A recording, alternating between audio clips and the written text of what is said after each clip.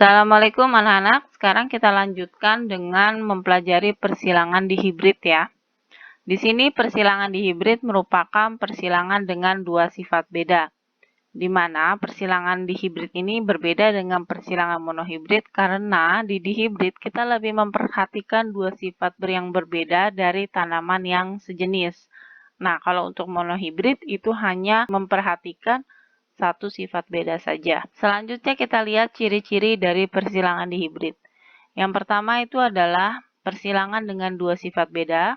Yang kedua itu adalah jumlah gametnya. Gamet berarti sel telur dan sel sperma atau sel kelamin.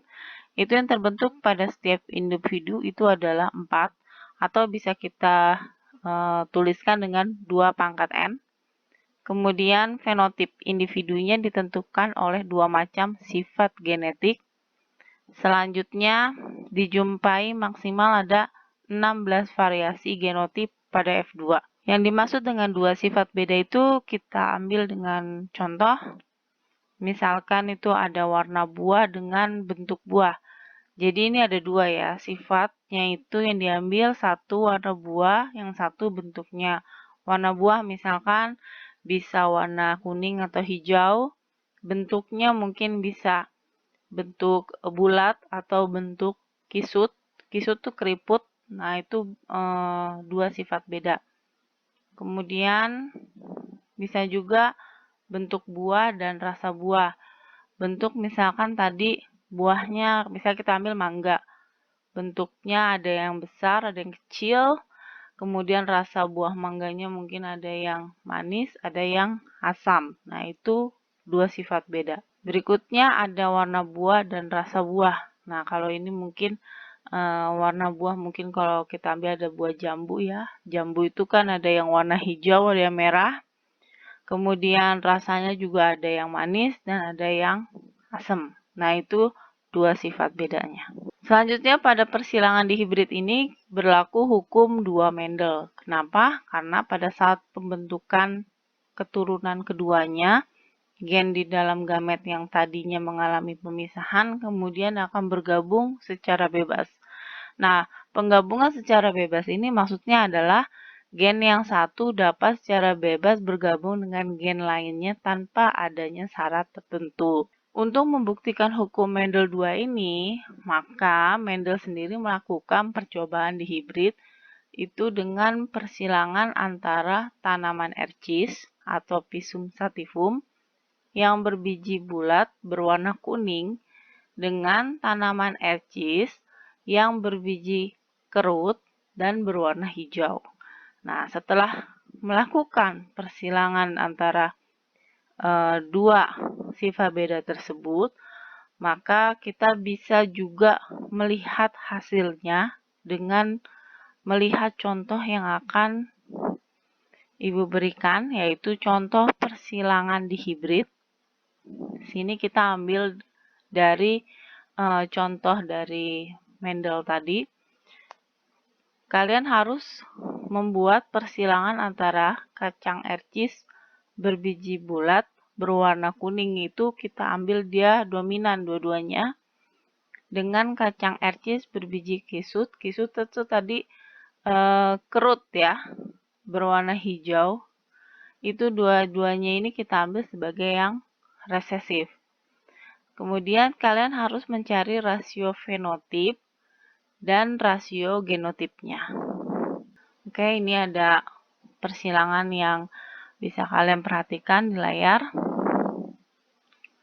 Ini P1 atau parental, persilangan pertama, di mana ada bulat kuning disilangkan dengan kisut hijau. Tadi bulat karena dia dominan, kuning dominan, maka yang diambil huruf pertamanya adalah B besar dan K besar. Maka ditulisnya B besar, B besar, K besar, K besar. Untuk yang kisut hijau, karena ini adalah resesif, maka dia dituliskan yang huruf kecilnya. B kecil, B kecil, K kecil, K kecil. Selanjutnya, kita ambil gamet masing-masing. Untuk bulat kuning, kita ambil B besar dan K besar.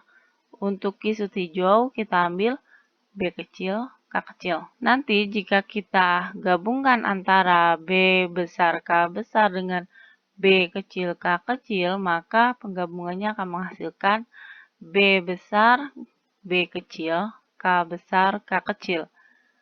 Dengan fenotip berarti yang bisa kita lihat itu berarti yang dilihat adalah huruf awal yang besar dengan yang besar ini.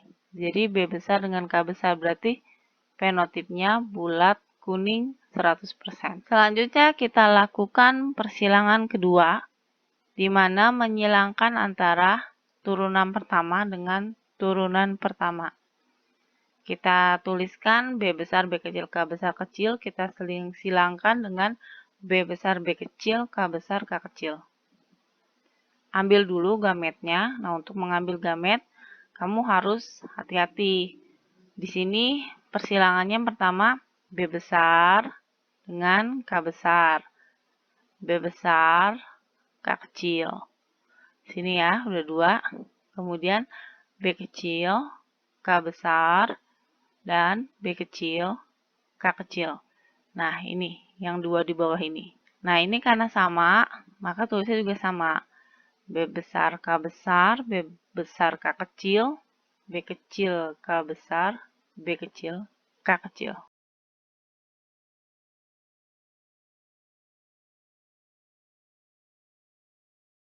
Kita bikin tabelnya.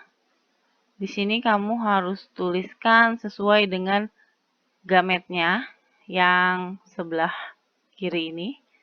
Kamu tulis di sini di bawah mendatar. Sedangkan yang sebelah kanan kamu tulis di atas sini, ya, yang sejajar. Selanjutnya persilangannya sama. B besar K besar dengan B besar K besar taruhnya di sini. B besar K kecil dengan B besar K besar taruh di sebelah sini.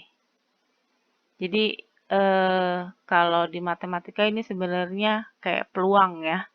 Cuma kalau peluang itu kan tulisannya 1, 2, 3, 4. Ini juga 1, 2, 3, 4. Berarti di sini 1, 1, 1, 2, 1, 3, kayak gitu. Nah, sama. Ini juga penarikannya kayak gitu ya.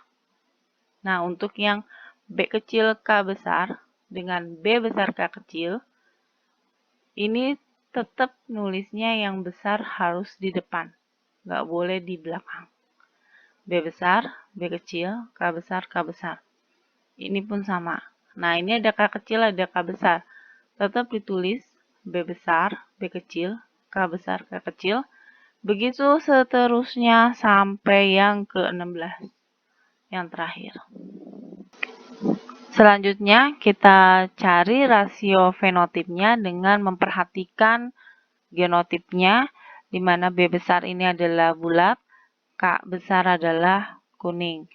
Nah, kita lihat ya di sini bulat kuning, bulat kuning, bulat kuning. Ini juga bulat kuning. Ini bulat kuning, bulat. Nah, ini udah nggak kuning lagi nih. Ini hijau karena K-nya K kecil. Berarti bulat hijau ada satu ya. Kemudian bulat kuning lagi. Nah, di sini bulat hijau. Bulat hijau berarti ada dua. Kemudian bulat kuning lagi. Bulat kuning lagi. Nah, ini udah bukan bulat tapi kisut. Kisut kuning. Kisut kuning ada satu ya. Kemudian kisut kuning. Berarti kisut kuning ada dua. Selanjutnya di sini bulat kuning lagi. Nah, yang ini. Nah, ini hati-hati. Ini salah ini nulisnya. Ya. Ini kan harusnya ini K kecil. Ini K kecil. Berarti ini harusnya K kecil, K kecil. Nanti diganti aja ya. Kalau kalian kita mau mencatat. Ini bukan K besar tapi K kecil. Jadi harusnya di sini bulat hijau. Ya, ini K kecil.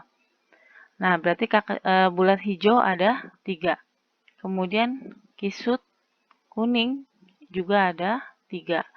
Terakhir, kisut hijau cuma ada 1. Makanya di sini untuk bulat kuning itu ada 9.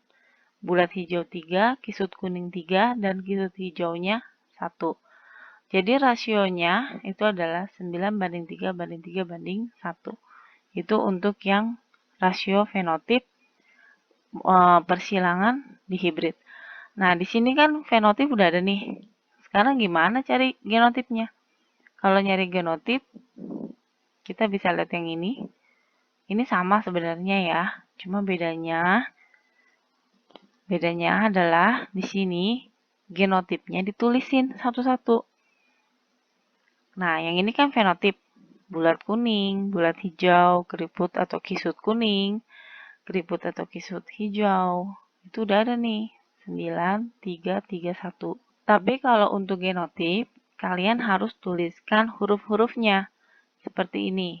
B besar, B besar, K besar, K besar. Di sini ada berapa? Ada 1, berarti tulisnya 1. B besar, B besar, K besar, K kecil. Ini di sini ada di nomor 2. Kemudian ada lagi di nomor 5. Nah, ini. Berarti ada 2. Begitu seterusnya. Sampai jika dijumlahkan, itu adalah 16. Nah, jadi paham ya, kalau disuruh rasio genotip, kamu tulisnya ini, huruf-huruf ini. Tapi kalau disuruh tulis fenotip, tuliskan warnanya, tuliskan mungkin rasanya. Nah, seperti itu, ya.